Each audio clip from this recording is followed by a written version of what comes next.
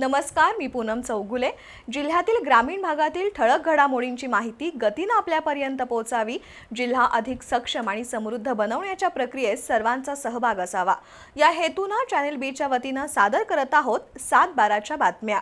दररोज सायंकाळी 7 वाजता प्रक्षेपण आणि दुपारी 12 वाजता पुन्हा प्रक्षेपित होणाऱ्या या बातमीपत्रात आपल्या सर्वांचं मनपूर्वक स्वागत।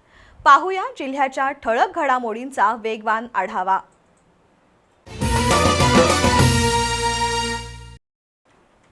कळे इथं उच्च दाबाची विद्युत वाहिनी तुटून शॉर्ट सर्किट झाल्यामुळे आनंदा सूर्यवंशी यांच्या गोठ्याला आग लागली। त्यामध्ये धान्य, वैरणीसह इतर साहित्याचं सुमारे 1 लाख रुपयांचं नुकसान झालंय। ही घटना गुरुवारी मध्यरात्री घडली। त्यामध्ये सुदैवानं कोणतीही जीवितहानी झाली नाही। पन्हाळा तालुक्यातील कळे इथं तुकाई गल्लीच्या मागील बाजूला तळबहिरी परिसरात आनंदा सूर्यवंशी यांचा गोठा आहे। या ठिकाणी त्यांनी जनावरं, धान्य आणि जनावरांसाठी लागणाऱ्या सुक्या गवताचा साठा करून ठेवला होता। रात्री 1:30 वाजता उच्च दाबाची विद्युत वाहिनी तुटल्यामुळे शॉर्ट सर्किट होऊन गोठ्याला आग लागली। त्यानंतर सूर्यवंशी यांनी आरडाओरडा करून नातेवाईक आणि ग्रामस्थांना बोलवलं। ग्रामस्थांनी गोठ्यातील 3 म्हशी आणि एका गाईला बाहेर काढल्यानं जीवितहानी टळली, पण आगीमुळे धान्य, वैरण, पत्र्याचं शेड, साहित्याचं नुकसान झालंय। याबाबत शुक्रवारी तलाठी संदीप कांबळे आणि महावितरणच्या वतीनं पंचनामा करून नुकसानीची माहिती घेण्यात आली आहे।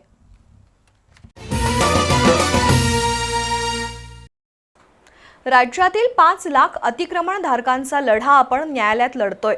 त्यात यशस्वी होऊन अतिक्रमणधारकांना त्यांची घरं मिळवून देऊ असं आश्वासन राजू शेट्टी यांनी दिलंय। पन्हाळा तालुक्यातील कोडोली इथल्या अतिक्रमणधारकांशी ते बोलत होते। राज्यातील गायरान जमिनीवर काही लोकांनी अतिक्रमण करून घरं बांधली आहेत। यापैकी काही जणांचं अतिक्रमण कायम करून त्यांच्यासाठी त्यांना प्रॉपर्टी कार्डही मिळाली आहेत। दरम्यान या गायरान जमिनीवरील अतिक्रमण काढण्याचा निर्णय घेऊन राज्य शासनानं अतिक्रमणधारकांना नोटीसही बजावली आहे। परंतु अतिक्रमणधारकांपैकी बऱ्याच लोकांना राहण्यासाठी घर नाही, म्हणून त्या लोकांनी गायरान जमिनीवर 1 गुंठा, 1.5 गुंठा अशा जागेवर अतिक्रमण करून राहण्यासाठी घरं बांधली आहेत। ही घरंच त्यांच्या निवाऱ्याचं एकमेव ठिकाण आहे। परंतु राज्य शासनानं घेतलेल्या निर्णयामुळे अशा गरीब कष्टकरी कुटुंबांना बेघर होण्याची वेळ येणार आहे। त्यामुळे अतिक्रमणधारक आंदोलनाच्या भूमिकेत आहेत। पन्हाळा तालुक्यातील कोडोलीतल्या आनंदनगर, वैभवनगर आणि साखरवाडीच्या लोकांनी निवडणुकांवर बहिष्कार टाकण्याची भूमिका घेतली आहे। या पार्श्वभूमीवर माजी खासदार राजू शेट्टी यांनी शुक्रवारी सायंकाळी कोडोलीमधील अतिक्रमणधारकांची भेट घेतली। या प्रश्नाबाबत आपण न्यायालयीन लढा लढत असून त्यामध्ये यशस्वी होऊन राज्य सरकारला माघार घ्यायला लावू अशी भूमिका त्यांनी व्यक्त केली। काही प्रकरणामध्ये आम्ही हायकोर्टामध्ये याला स्थगिती आणलेली आहे आणि एकूणच राज्यातल्या या 5 लाख अतिक्रमणधारकांचा एकत्रित लढा आम्ही राज्य पातळीवर उभा करतोय आणि त्यासाठी सरकारला आम्ही निश्चितच माघार घ्यायला लावू। राज्यातील गरजू आणि कष्टकरी कुटुंबांना बेघर होऊ देणार नाही अशी ग्वाही राजू शेट्टी यांनी दिली। यावेळी वैभव कांबळे, संपत पवार यांच्यासह नागरिक उपस्थित होते।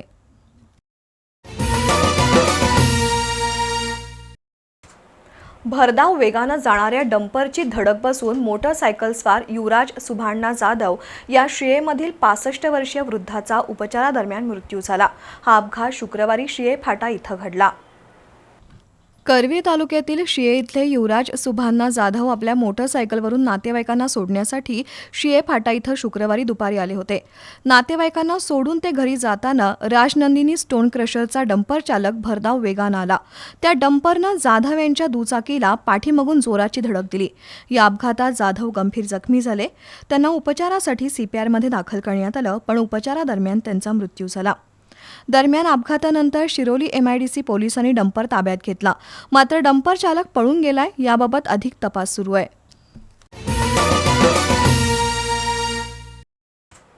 राधानगरी तालुक्यातील केळोशी बुद्रुक इथल्या लोंढा नाला प्रकल्पात विलास भाऊ मगर या 53 वर्षीय शेतकऱ्याचा मृतदेह पाण्यावर तरंगताना आढळला। मगर हे बुधवारपासून घरातून बेपत्ता होते। दरम्यान मगर यांनी आत्महत्या केल्याचा प्राथमिक अंदाज पोलिसांनी व्यक्त केलाय।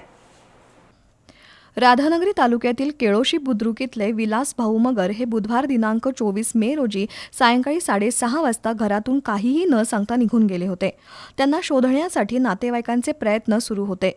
आज सकाळी केळोशी इथल्या लोंढानाला धरण प्रकल्पाच्या पाण्यात त्यांचा मृतदेह तरंगताना नागरिकांच्या निदर्शनास आला. तो मृतदेह विलास मगर यांचा असल्याचं स्पष्ट झालं.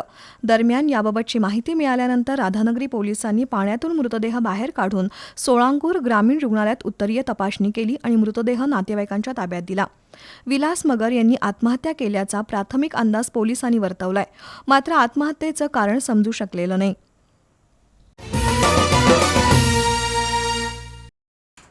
करवी तालुक्यातील सावर्डे दुमाला इथं पठारावरील गट नंबर 57 मधील 42 एकरच्या शेत जमिनीवरून जमीन कसणारे शेतकरी विरुद्ध जमीन खरेदीदार असा संघर्ष सुरू आहे. खरेदीदारानं या जमिनीची आज मोजणी आणली होती. त्याला कसणाऱ्या शेतकऱ्यांनी विरोध दर्शवला तर पोलिसांनी मध्यस्थी करून मोजणीला सहकार्य करण्याचं आवाहन केलं. त्यानंतर मोजणी झाली. मात्र शेतकऱ्यांचा विरोध कायम असल्यानं कसणारे शेतकरी विरुद्ध खरेदीदार असा वाद चिघळतोय. करवी तालुक्यातील सावर्डे दुमाला इथल्या पठारावरील शेतजमीन गावातील शेतकरी कित्येक वर्ष कसत आहेत. या जमिनीचे मूळ मालक असलेल्या पुष्पा सुबराव मोहिते यांच्याकडून गट नंबर 57 मधील 42 एकर जमीन हातकणंगले तालुक्यातील पुलाची शिरोली इथल्या दत्ताजीराव भोसले आणि त्यांच्या कुटुंबियांनी खरेदी केली आहे. या जमिनीच्या मोजणीचं काम पोलीस बंदोबस्तात सुरू होताच कित्येक वर्ष जमीन कसणाऱ्या शेतकऱ्यांनी त्याचा निषेध केला. यावेळी महिला शेतकरीही मोठ्या संख्येनं सहभागी झाल्या होत्या. आपल्या हातून वर्षानुवर्ष कसणारी जमीन हातची गेली तर आम्ही खायचं काय, जगायचं कसं, आमच्या तोंडचा घास हिरावून घेऊ नका अशी विनवणी करताना अनेक महिलांना अश्रू अनावर झाले होते. 10 डुईचा आजा 15 बसणं रान आहे, हे राखून ठेवलंय. ह्या रानावर कोण येईल त्याचं काय भाऊसरी पांढर आमची काय जया जाऊ द्यायची नाही. खरं आमच्याने कसं हाल काढलंय ते आमचं आम्हाला माहीत आहे. आमच्या आई बाबांना आणि आजा पण जाणी केलेलं बाबा सांगितलं आमचा, आणि तेच आमचं खंड कोल्हापुरात नेऊन बारकं वाद मागितलं, बारकं मोठं मागितलं, मोठं पैसे मागितलं, पैसे, आणि त्याच आता आमच्या रानावर ही परिस्थिती नको आहे. जमिनीचा ताबा सोडणार नाही, प्रसंगी आम्ही आत्मदहन करू असा इशारा देत शासनानं आम्हाला न्याय द्यावा अशी मागणी शेतकऱ्यांनी केली. यावेळी सहाय्यक पोलीस निरीक्षक सूरज बनसोडे, एच.सी. हंडे, बालाजी हंगे यांच्यासह शेतकरी महिला उपस्थित होत्या. दरम्यान सर्व कायदेशीर प्रक्रिया पूर्ण करून जमीन खरेदी केल्याचं खरेदीदार दत्ताजीराव भोसले यांनी सांगितलं. शिरोळ इथल्या दत्त कारखान्याच्या वतीनं क्षारपड जमीन सुधारणा मुक्तीचा प्रकल्प सुरू करण्यात आलाय. या कामाची पाहणी अमेरिकेतील मिशिगन विद्यापीठातील शास्त्रज्ञ विद्यार्थ्यांनी नुकतीच केली.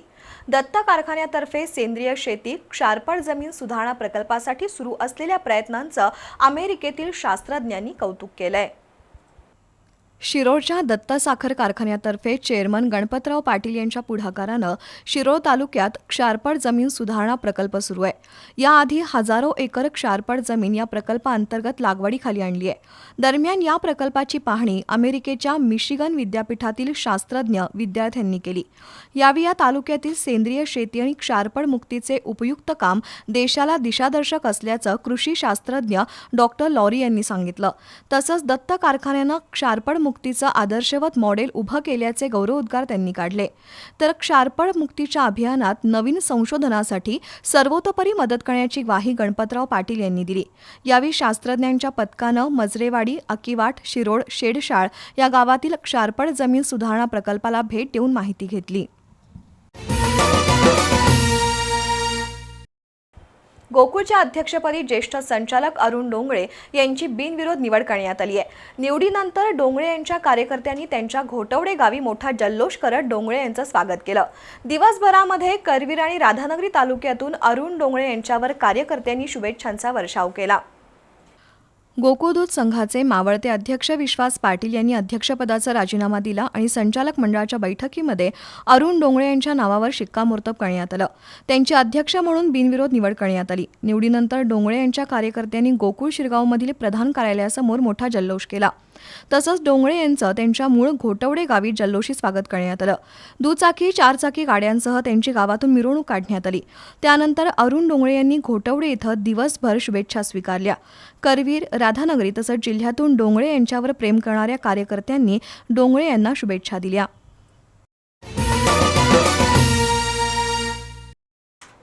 नॅशनल बोर्ड ऑफ ॲक्रिडेशन अर्थात NBA उच्चपदस्थ समितीनं इचलकरंजीतील DKTत शिकवण्यात येणाऱ्या 4 इंजिनिअरिंग कोर्सेसना मानांकन घोषित केलंय. एकाच वेळी 4 शाखांना मानांकन मिळालेली आणि टेक्स्टाईल कोर्सला 6 वर्षाचं मानांकन मिळवणारी DKT ही पश्चिम महाराष्ट्रातील अग्रगण्य संस्था ठरली आहे. संस्थेतील शिक्षणाचा दर्जा, प्रॅक्टिकल्स आणि सामाजिक कार्य या मुद्द्यांचा NBA समितीनं विशेष उल्लेख केलाय. NBA ही कॉलेजेसना मानांकन देणारी स्वायत्त संस्था आहे. या संस्थेच्या वतीनं शैक्षणिक संस्थांच्या गुणवत्तापूर्ण दर्जा तपासणीसाठी मूल्यांकनाची प्रक्रिया राबवली जाते. NBAनं दिलेल्या मानांकनाला देशातील शिक्षण प्रणालीमध्ये महत्त्वाचं स्थान आहे. NBA मानांकनामुळे त्या कॉलेजच्या गुणवत्तापूर्ण शिक्षणावर शिक्कामोर्तब होतं. एकूण 12 तज्ज्ञांचा समावेश असलेल्या NBAच्या उच्चपदस्थ समितीनं DKT संस्थेला नुकतीच भेट दिली. या समितीनं संस्थेत शिकवल्या जाणाऱ्या textile technology, textile chemistry, electronics and telecommunication engineering आणि मेकॅनिकल इंजिनिअरिंग या कोर्सेसचं मूल्यांकन केलं आणि संस्थेचे प्राचार्य, प्राध्यापक, शिक्षकेतर कर्मचारी, पालक आणि माजी विद्यार्थ्यांशी संवाद साधला.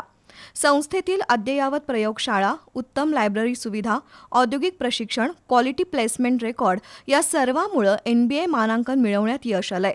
त्यासाठी मानद सचिव सपना आवाडे, संचालिका प्राध्यापक डॉक्टर LS आडमुठे, प्राध्यापक डॉक्टर UJ पाटील यांच्या योगदानाचं कौतुक करून संस्थेचे उपाध्यक्ष आमदार प्रकाश आवाडे यांनी NBA मानांकन ही सर्वांसाठी अभिमानाची, आनंदाची बाब असल्याचं नमूद केलं.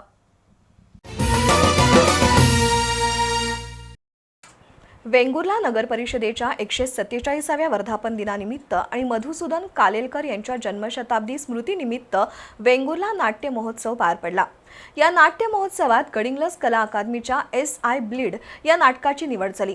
या निमित्तानं प्रदीर्घ काळानंतर गडिंग्लजच्या स्त्री रंगकर्मींनी या नाटकाचा प्रयोग गडिंग्लजच्या बाहेर करत वेंगुर्लेकरांची मनं जिंकली.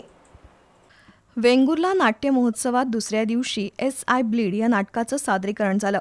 लेखक युवराज पाटील यांनी लिहिलेल्या संहितेला शिवाजी पाटील यांचं दिग्दर्शन होतं. हे नाटक गडिंग्लजच्या स्त्री रंगकर्मींनी अतिशय प्रभावीपणे सादर करून वेंगुर्लेकरांची मनं जिंकली.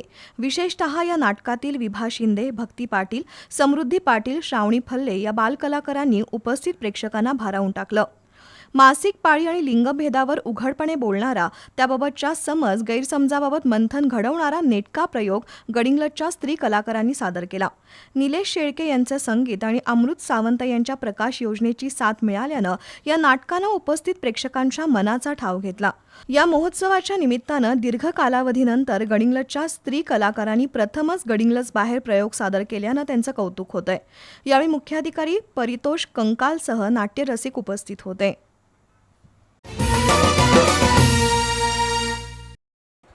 गेले महिनाभर कडक उन्हाळा जाणवतोय. उन्हाची तीव्रता वाढल्यानं अंगाची लाही होतीये. त्यामुळे ठिकठिकाणी विहिरी आणि नद्यांमध्ये पोहणाऱ्यांची संख्या वाढली आहे. राधानगरी तालुक्यातील नदीघाटावर आंघोळीसाठी बालगोपालांसह तरुणाई गर्दी करताना दिसत आहे. यावर्षीचा उन्हाळा मानवाबरोबरच प्राणी मात्रांनाही त्रासदायक ठरलाय. पारा वाढल्यानं प्रचंड उष्णतेमुळे सकाळपासून अंगाची लाही होतीये. त्यातून गारवा मिळण्यासाठी राधानगरी तालुक्यातील नदीघाटावर आंघोळीसाठी मोठी गर्दी होताना दिसतेय. त्यातच मुलांना उन्हाळी सुट्ट्या असल्यानं शहरातील अनेक कुटुंब गावाकडे आली आहेत. सुट्टीमध्ये काही जण आपल्या मुलांना पोहायला शिकवतात, तर अनेक जण नदीच्या पाण्यात तासनतास राहून गारव्याचा आनंद घेत आहेत. नव्यानं पोहायला शिकणारी मुलं रबरी इनर किंवा प्लास्टिकचे डबे बांधून पोहताना दिसत आहेत. सकाळपासून सायंकाळपर्यंत दूधगंगा नदीवर पोहण्यासाठी गर्दी होतीये. नदीला झुळझुळ वाहणारं पाणी आणि नदीकाठच्या झाडाखाली बसून गारव्याचा आनंद घेण्याची वेगळीच अनुभूती मुलांना मिळत आहे.